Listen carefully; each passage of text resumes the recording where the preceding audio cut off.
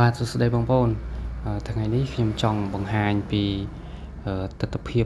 ដ៏កម្រមួយដែលបច្ចុប្បន្ននេះកម្រសូវបានឃើញយើងនិយាយថាពាក្យថាកម្រចុះ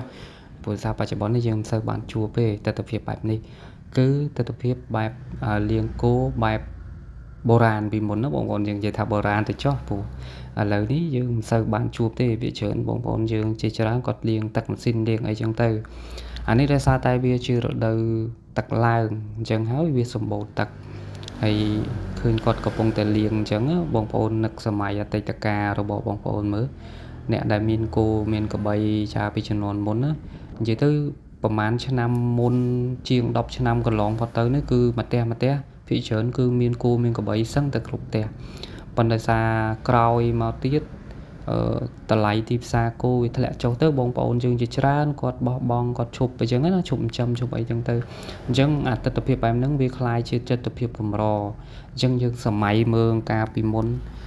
ល្ងាចឡើងអញ្ចឹងនៅតាមទន្លេតាមព្រែកឬក៏តាមអីចឹងទៅចុះលាងគោលាងអីជុំ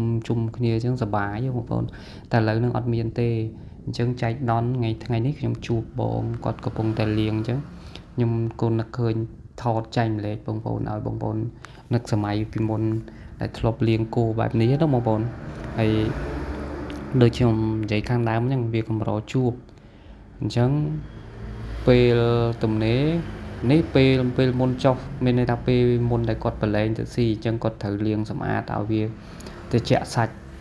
អញ្ចឹងគាត់ម្នាក់នេះគាត់ប្រកែថែគោណាបងប្អូនគោគាត់ស្អាត